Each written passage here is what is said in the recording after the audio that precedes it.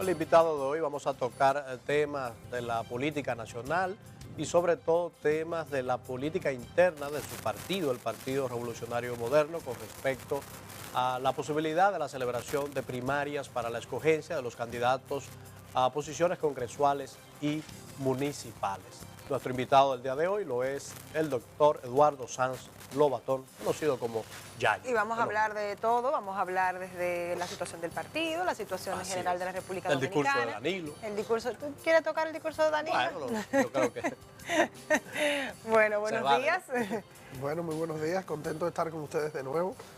Y la verdad es que sí, que hay muchos temas de gran interés y para eso estamos aquí. Claro que sí. Queremos iniciar, ya vemos al candidato a la presidencia, Luis Abinader, bien activo en las calles y bueno, pues queremos saber cómo han sentido la respuesta del pueblo dominicano en cuanto a estas actividades. Yo creo que el ánimo que todo el mundo siente, el deseo de cambio, el deseo de una nueva esperanza, se percibe donde quiera que uno camina. El sábado pasado estuvimos iniciando la operación Victoria 16 con un mano a mano en los sectores de Villa Francisca y comenzamos con la inscripción y la carnetización de nuestra militancia para que nosotros podamos inventariar y saber dónde tenemos cada votante de los que simpatizan con nosotros, porque como todos sabemos lo que se avecina en las elecciones del 2016 son unas elecciones donde tendremos que ser bien organizados, bien fieros a la hora de defender nuestros votos, porque estamos enfrentando evidentemente una maquinaria estatal, una maquinaria reeleccionista, que todos los que conocemos un poco de historia dominicana sabemos lo que es un presidente candidato. Y la verdad es que yo no me dejo de asombrar de lo que se ha logrado en tan poco tiempo con el Partido Revolucionario Moderno. Y es que el país está dividido en dos, los mismos para lo mismo, ¿correcto? Y lo nuevo para una nueva esperanza. De un lado, Danilo Medina, Leonel Fernández, Miguel Vargas, etcétera, etcétera, etcétera. Y de otro lado, una candidatura encabezada por un hombre joven, pero con una trayectoria probada en el sector privado, un hombre que tiene una serie de ideas muy innovadoras para el Estado Dominicano y que viene acompañado de esa herencia histórica de las luchas progresistas y de las luchas por la libertad dominicana. Porque así como nosotros tenemos en el Partido Revolucionario Moderno unas liderazgos emergentes, los diputados más jóvenes del país, los alcaldes más jóvenes del país, el primer candidato presidencial que nace después de la muerte de Trujillo, pero así también tenemos la experiencia, el historial de una doña Milagros Ortiz Bosch, de un Tolentino Dip. O sea que yo me siento muy satisfecho con lo que se ha logrado y con lo que tenemos de frente, que es convocar a la ciudadanía a el cambio, convocarlo a lo nuevo, convocarlo a una nueva esperanza. Y por eso nosotros tenemos que presentar una serie de ideas que verdaderamente convoquen a este país, como es una administración del Estado mucho más eficiente, un Estado mucho más pequeño, pero mucho más significativo. Y esas son las cosas de las que Luis está hablando, y yo creo que Luis representa un hito en la política dominicana, un recambio generacional, un pasar la página de 50 y pico de años de una mal llamada democracia, que si bien nos ha dado libertades, todavía no nos da justicia económica, no nos da las oportunidades que necesitan nuestros jóvenes para desarrollarse. Y yo creo que de eso es lo que se trata, y creo que las elecciones del 2016 son quizás de las elecciones más importantes que ha tenido el país en muchos años, porque es o continuar con la vieja política, continuar con la vieja manera de hacer las cosas, o abrirle la puerta a una nueva mecánica, a un nuevo... una nueva forma de conducirse en la política dominicana, con ética, con transparencia y también con la decisión firme de transformar el país con propuestas claras y evidentes. Miren cómo esta gente en este pacto por la impunidad hablan de incrementar provincias para satisfacer cargos personales, cuando nosotros de lo que hablamos es de reducirlas. Cuando ya... tenemos una excesiva cantidad de diputados. No, pero cuando tú ves como países como Francia, Alemania, donde se está reduciendo la burocracia estatal para poder invertir más recursos en lo que la gente necesita. Lo que necesitan nuestros jóvenes son becas, oportunidades de trabajo, estudios vocacionales para saber si el país necesita electricistas, plomeros, abogados, ingenieros. O sea, poder diseñar realmente cómo nosotros podemos conducir la política económica del Estado. Esta gente lo que están es en crear más síndicos, más senadores, para poder acomodar a más dirigentes políticos desfasados en una estructura burocrática que lamentablemente ya no es la solución de los problemas del país. ¿Qué significa, ya que mencionas los pactos, porque creo que sí, estas elecciones son decisivas porque por primera vez van a ir en un único bloque los tres partidos que han dominado esta etapa democrática de medio siglo? Partido Reformista, PRD, PLD, lo que nadie pensaba ver, por lo menos yo no pensaba verlo vivo, lo vamos a ver. ¿Qué significado tiene eso? ¿Qué lectura tiene? No, yo creo que esa sopa de siglas no va a tener el significado en votos electorales que mucha gente piensa. Primero, el Partido Reformista Social Cristiano, evidentemente y lamentablemente, yo tengo grandes amigos ahí, pero lamentablemente no es ni sombra de lo que era. Murió hace mucho y no se lo han informado. Desde la desaparición de su líder, ellos vienen anclados en el presupuesto nacional, pero de muy poca significación electoral. El caso del PRD es que un partido político no es una bandera, no es un local, no es un nombre. Un partido político es una mística, es una lucha, es una serie de ideas, una serie de comportamientos. Y yo creo que a nadie le debe quedar duda que lo que ese partido representó, lo mejor que ese partido representó y lo que significa todavía su presente y su futuro, está aglomerado alrededor del Partido Revolucionario Moderno. Y además, nuestra labor no es ya, este país no es blanco, ni rojo, ni morado. Aquí lo que hay es una serie de necesidades. Y la gente que no tiene luz eléctrica en su casa no necesita que le digan cuáles son las siglas por quién votar. La madre soltera que no tiene como una guardería donde poder dejar a sus hijos para trabajar, no necesita que le expliquen cuáles son los partidos políticos que van a las elecciones. El joven dominicano que lamentablemente camina por donde vive y lo que ve cada dos esquinas es una banca de apuestas, un salón de billar, sin ninguna oportunidad, no necesita que le expliquen cuáles son los partidos. Lamentablemente en el gobierno han creído que de esa manera podrán apabullar, podrán tener un dominio del espectro político dominicano. Pero la gente le cogió la seña, la gente sabe ya que esa sopa de siglas no representa en nada cambio para la sociedad dominicana. Pero sin embargo, a nivel político, lo que te deja dicho, antes teníamos partidos donde cada uno tiene una ideología muy clara, donde tú decías, bueno, yo voy a votar por el Partido Revolucionario Dominicano porque yo me identifico con los ideales de este líder político, voy a votar por el PLD por esto, por aquello. Ahora vemos que esos tres partidos que no compartían tantas ideologías se encuentran en un mismo bloque. Eso quiere decir que no hay cómo identificarse, no hay ideas claras, no hay planes de gobiernos claros. O sea, ¿ustedes cómo van a combatir esa parte? Bueno, porque yo creo que tienes razón. En el caso de ellos se han agrupado para defenderse, para promover la impunidad de algunos de sus dirigentes, para repartirse el Estado como si de un botín de guerra se tratara. Por eso yo le llamo los mismos para lo mismo. Y del otro lado nosotros estamos haciendo una oferta incluyente. Yo recuerdo en una de las marchas, la penúltima marcha que hicimos, yo estaba caminando al lado de Virtudes Álvarez y de Fidel Santana, pero por otro lado veía al buen amigo Pedro Catrén. O sea, gente de una sociedad civil, de partidos políticos que no habían participado de la política con posibilidades, como le llamo yo, sino que habían estado en la franja haciendo denuncias muy reales, muy legítimas, pero que por primera vez ahora ven la oportunidad de una participación real. Y nosotros lo vemos, nosotros estamos incorporando presidentes de juntas de vecinas, presidentes de clubes deportivos. Nosotros estamos tratando de abrazarnos a la sociedad civil y abrazarnos a la sociedad que normalmente se mantenía apática, que normalmente no le creía a los partidos políticos y no creía que eran la solución. Lo que nos ha permitido esta alianza de la impunidad, esta alianza de repartición burda del Estado, es que nos ha diferenciado. Si todo el que quisiera estar en política por una ventaja económica, por una ventaja inmediata, lo fácil está ahí, lo mismo está ahí. Son esas sopas de siglas, aglomerados al gobierno, y ahí lo que va a haber es una repartición como si se tratara de un mercado persa, o como si se tratara... Es lamentable decirlo, yo no lo digo con orgullo, yo creo que eso es un retroceso en la política dominicana, y yo creo que Danilo Medina, con el que yo estaba de acuerdo cada vez que hablaba de la reelección y cada vez que el famoso tiburón podrido y el famoso tirar la moral al zafacón, que él ahora se desdice y él ahora pretende decirnos que la reelección es la solución de todos los males del pueblo dominicano.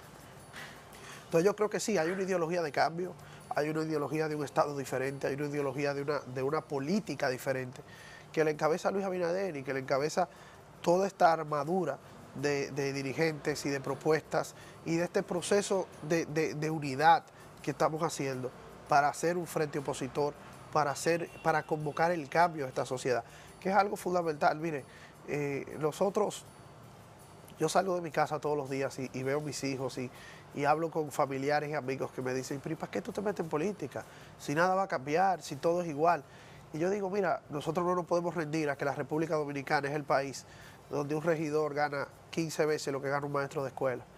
Yo no me rindo a que este sea el país donde una banca de apuestas pague menos impuestos que una industria. Es que nosotros tenemos un país patas arriba, donde un policía gana 7.000 pesos mensuales y entonces tuve muchísima gente teorizando sobre la seguridad ciudadana, donde me hablan del crecimiento del turismo y sin embargo la ciudad de Santo Domingo, que es la ciudad primada de América, que debiera ser el puente hacia el cual el mundo nos conociera, no tiene un solo plan de incentivo turístico, donde hay una ciudad colonial abandonada. O sea, ese no es el país que yo quiero para mis hijos y nosotros tenemos que levantarnos y convocarlos y hacerlo. Y yo creo que eso es la admirable labor de Luis Abinader y de todos los que de algún modo lo estamos acompañando. Es decirle a este país, no es verdad que somos todos iguales, no es verdad que somos todos lo mismo, no es verdad que hacer política quiere decir beneficiarse del Estado o buscar provecho. Esa es la gran diferencia en el año 2016. Esas son las dos avenidas que el pueblo dominicano puede elegir. O los mismos o abrir una puerta hacia un cambio, hacia un reflujo, hacia una sociedad que pueda verdaderamente empoderarse de su gobierno, empoderarse de los problemas fundamentales. Y ese yo creo que es el dilema y nosotros estamos convencidos que la sociedad dominicana, como lo ha hecho en otras ocasiones, como lo hizo en 1963, como lo hizo en 1978, como lo hizo en toda esa etapa de liberarse del yugo de un tirano y luego de otro tirano, vamos a decirlo, el déspota ilustrado que representó Joaquín Balaguer en su época. Esta sociedad ha sabido pararse y ha sabido decidir en los momentos clave. Y yo creo que esto nos toca en el 2016 y es abrir la puerta a una sociedad diferente, una sociedad que ya no está apegada a esos viejos paradigmas o que está apegada a esos viejos que todavía aquí la gente cree que el gallo colorado y el hacho. Y pero no es así. hay una diferencia, Eduardo, con esa sociedad dominicana, 1978, que luchó para el triunfo democrático, esa terrible época de los 2 años de Balaguer, y la época actual. Yo era un adolescente, pero recuerdo que había una visión de la política diferente. No era posible instrumentalizar a las personas a través del dinero, ni a una población. ¿Qué yo veo actualmente? Que la fuerza del dinero es superior a la fuerza de las bayonetas que salieron con pañoletas rojas, que no intimidaron a nadie. Pero el dinero tiene una capacidad de convencimiento en la época actual que parece que se lo lleva de paro a todos. Mira, pero ese es el falso mito que nos quieren hacer creer.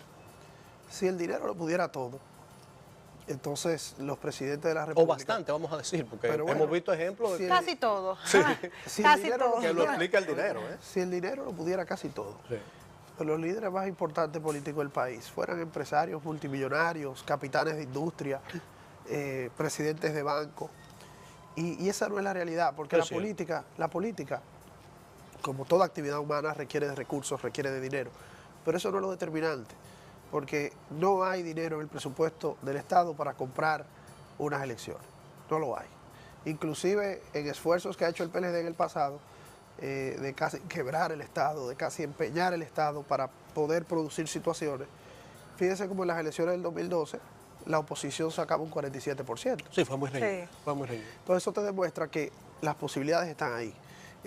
Y mientras más usan el dinero para mantenerse en el poder, más se desenmascara, más la gente la conoce. Mira, el otro día me preguntaban que si Bonogás, Solidaridad, etcétera.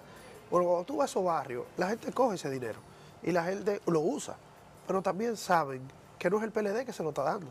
Sí, dinero O sea, público. ya hay una conciencia. Es que Es que esta sociedad, mediante este mundo inclusive, donde una revolución empieza con una foto de un celular, donde yo puedo decir algo aquí y el que me está viendo pues puede buscar en Google o en Yahoo si lo que yo estoy diciendo es consono con mi comportamiento, ya es una sociedad que adocenarla, que amaestrarla, es mucho más difícil. Fíjese como el discurso de Danilo Medina la semana pasada fue un fiasco en el sentido de que no llenó expectativas. Y los mismos medios de comunicación, las redes sociales, todo el mundo decía, oye, pero no se ha referido al tema migratorio. Esperar tanto para... O sea, fue un discurso donde se justificaba la reelección presidencial pura y simplemente. Y ese tipo de situaciones, no importa que tú cojas la Reserva Federal de Estados Unidos, imprima los dólares y los pesos, hay cosas que no se pueden hacer, el dinero no llega tanto. Además, cuando una estructura de poder está tan enquistada en el poder, llega un momento que los privilegios no lo dejan ver lo que tienen enfrente. Yo un día me topaba en un canal con un ministro de este gobierno y al salir los mismos asistentes del ministro me hacían señas como que lo que yo decía tenía razón. Porque es que la gente, oye, es que tú no puedes obligar a la gente a celebrar su miseria. Y la verdad es que no tenemos seguridad ciudadana, que no hay energía eléctrica, que no hay trabajo, que no hay una explicación clara de cómo el precio del petróleo ha bajado en más de un 50% y sin embargo los combustibles no bajan en la misma medida. De que tenemos un Congreso Nacional que es simple y llanamente un sello homígrafo del Poder Ejecutivo. Y la gente se da cuenta de eso. Y aunque le den el dinero y los quieran comprar, eso no les cambia su estado de vida. Le puede cambiar un día, 2 días el dinero que le den o la ayuda que le den. Pero la gente está clara. Cuando tú caminas en Villa Francisca, cuando tú vas a Gualey, cuando tú vas a Capotillo, cuando tú vas a Manganagua, la gente está clara cómo está viviendo. Y eso no hay forma de esconderlo. Sí, Eduardo. En el caso específico, bueno, del equipo de gobierno, del PRM, hay personas que ya en su momento han decepcionado al país cuando tuvieron la oportunidad de encontrarse pues en esa posición privilegiada. Entonces uno se pregunta cómo al final esta nueva estructura, aunque tenga personas que hicieron lo que no se hace, puede caminar. Y la verdad es que agradecería de tu parte mucha franqueza, porque normalmente cuando hacemos esta pregunta se van por la tangente y demás, y uno, yo creo que en el punto en el que se encuentra necesita que le digan las cosas como son realmente. Hay que estar claro y uno no puede venir a estos medios de comunicación a pretender tapar el sol con un dedo. Un partido político no es una reunión de ángeles, es una reunión de políticos y es una reunión de gente que lucha por el poder. Ahora, lo que nos diferencia a nosotros, sin ser perfectos, sin haber cometido errores, como hay dirigentes en nuestro partido que los han cometido, es que, primero, nosotros tenemos una estructura verdaderamente influenciada por gente y por personas de un liderazgo emergente. Eso es innegable, desde nuestro candidato presidencial a diputados como José Paliza, como Wellington Arnaud, como David Collado, como Alexis Jiménez. Eso puede ver en la competencia del distrito, que son un grupo de jóvenes que están compitiendo. O sea, eso es innegable. Ahora, el liderazgo, por llamarle de alguna manera, más experimentado que tenemos, nadie puede decirle a este país que el liderazgo de Milagros Ortiz Bosch ha dejado una deuda con la sociedad dominicana. Y así como ella, Ibelice Prade Pérez, Hugo Tolentino y otros, el mismo liderazgo del presidente Mejía, que aunque muchos pueden tener alguna que otra diferencia, yo no conozco ningún otro líder de la talla que haya sido presidente de la República que le haya dicho a la sociedad dominicana, yo me equivoqué, y que haya dicho, yo reconozco tal error o tal situación.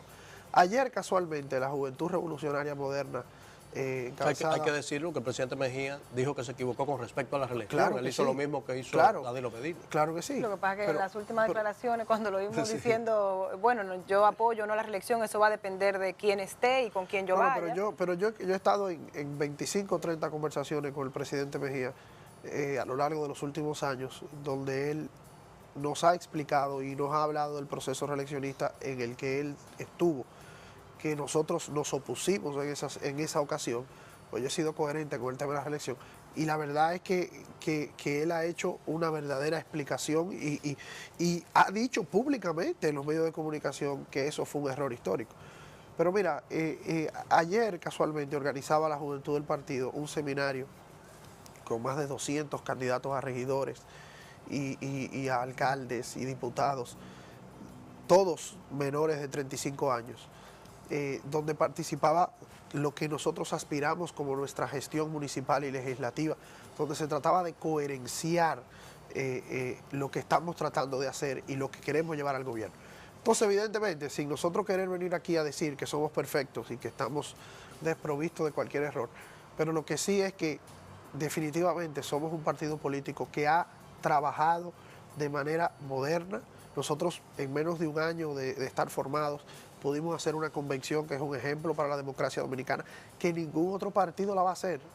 Fíjate, aparentemente que no, ningún otro partido la va a hacer. Aquí, en el único partido que se contaron votos, que ya eso es democrático y moderno, es el Partido Y que se Revolucionario. admitió derrota El Partido rápidamente. Reformista va a postular a Danilo Medina sin convención. Lo que queda del otrora partido al que pertenecíamos hizo una proclamación, entonces ahora van a hacer otra proclamación, ahí no se van a contar los votos. En el PLD, me imagino que habrá algún simulacro, pero nadie va a Y enfrentar. una pregunta, porque me llama la atención.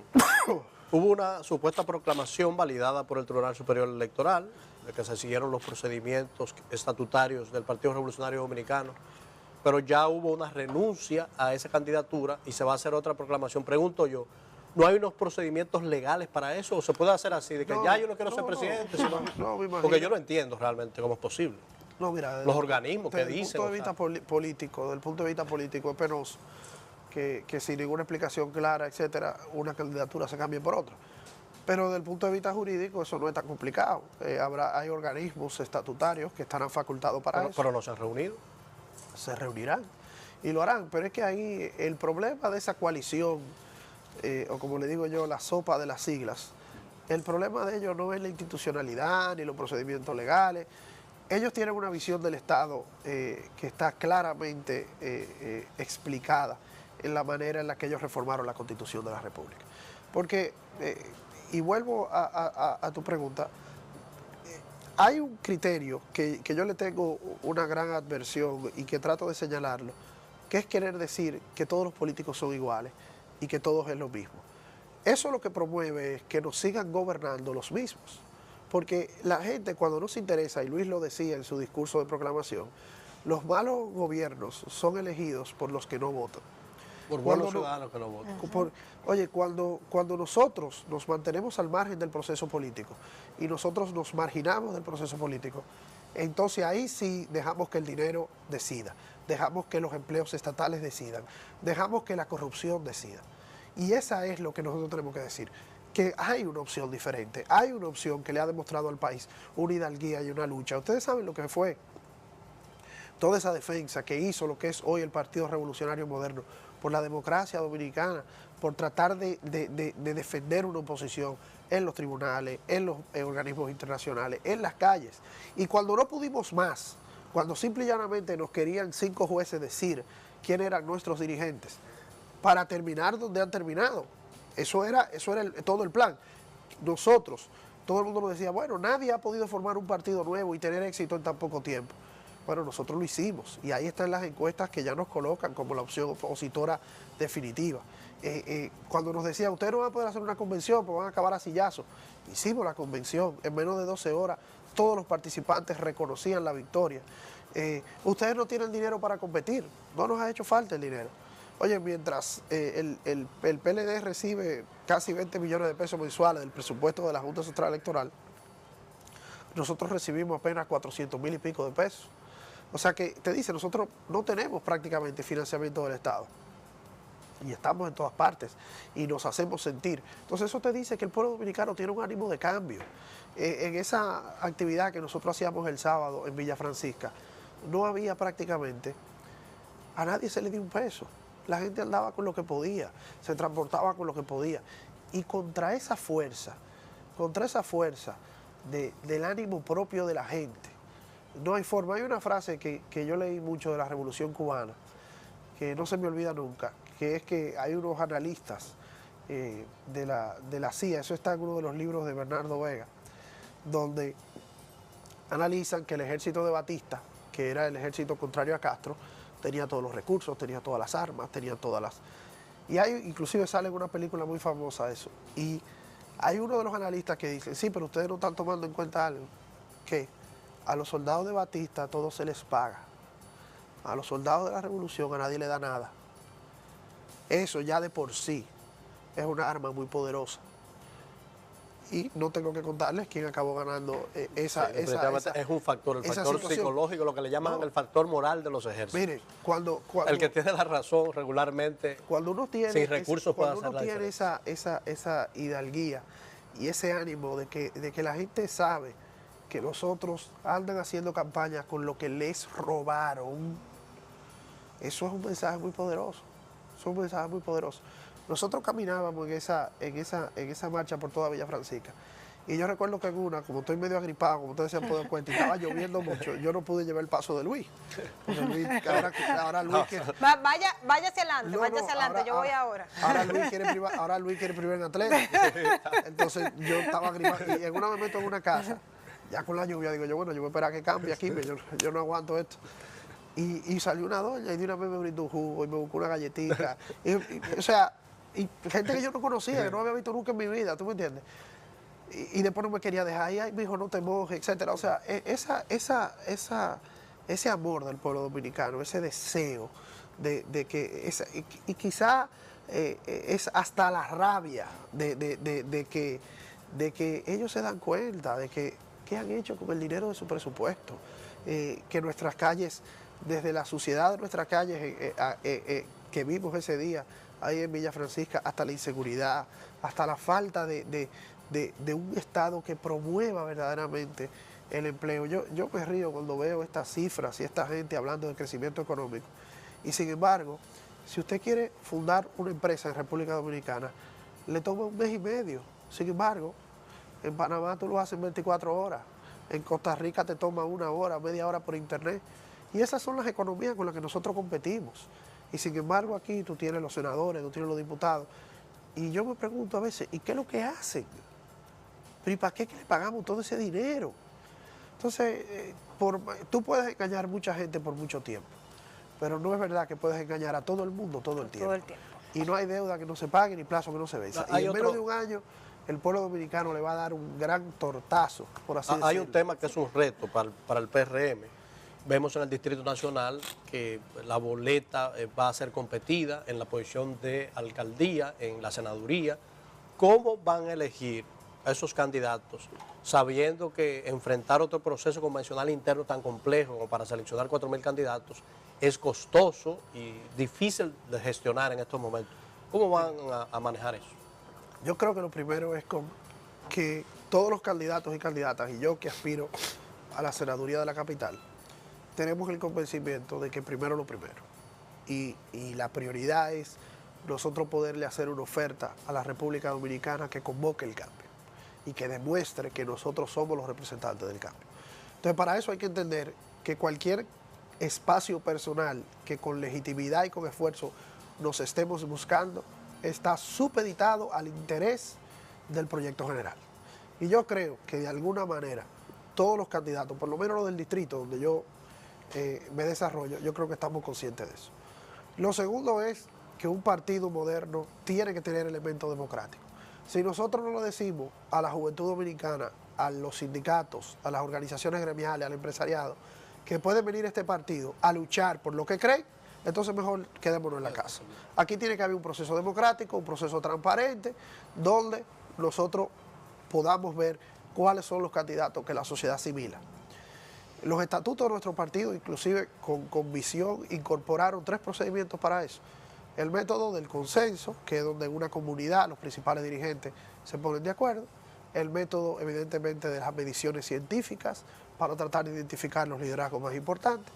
Y el método fundamental, el método principal, el método que yo prefiero en lo particular y el método por el cual elegimos a Luis Abinader, candidato de nuestro partido, que es el método de una convención entre nuestros militantes.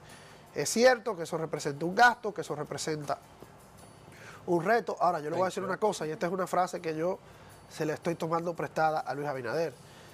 Luis Abinader, un día que yo le decía, oye, una convención, vamos a enfrentar a Hipólito Mejía, esto tenemos que tener cuidado. Y Luis me decía, mira, Yayo, si yo no puedo ganarle una convención a Hipólito Mejía, si este partido no puede organizar una convención transparente, no podemos gobernar. No podemos gobernar, porque si usted no tiene la capacidad de organizar una convención transparente como la que organizamos, entonces no podíamos gobernar. Entonces yo creo que en todos los estamentos donde se pueda hacer por consenso, se hará por consenso, donde se pongan de acuerdo los participantes para someterse a una medición, se hará, y donde no haremos convenciones, sin sobresalto, y el que ganó, ganó, el que perdió, perdió, porque al final esto no es una competencia por cargos personales. Lo que nosotros queremos es poderle ofrecer al país una esperanza de cambio, una alternativa de gobierno. Eduardo, tú hablas mucho de la parte de cambio, pero también hay otra cara de la moneda y es el desencanto que tienen muchos dominicanos sobre cómo se hace política en nuestro país. Entonces, nosotros hemos hablado aquí de una práctica de algo que se ha puesto en práctica en Latinoamérica y es la casilla de ninguno. No de no votar por ninguno, sino que dentro de la boleta hay una casilla que diga que yo no quiero ninguna de esas personas. ¿Tú estás de acuerdo con esa alternativa? Mira, yo me creo un demócrata carta cabal. Y la expresión de cualquier ciudadano, si él se siente que así se expresa, yo creo que no debe ser coartada. Ahora, yo sí exhortaría de manera muy profunda a que nadie o que la gente no escoja la opción de ninguno.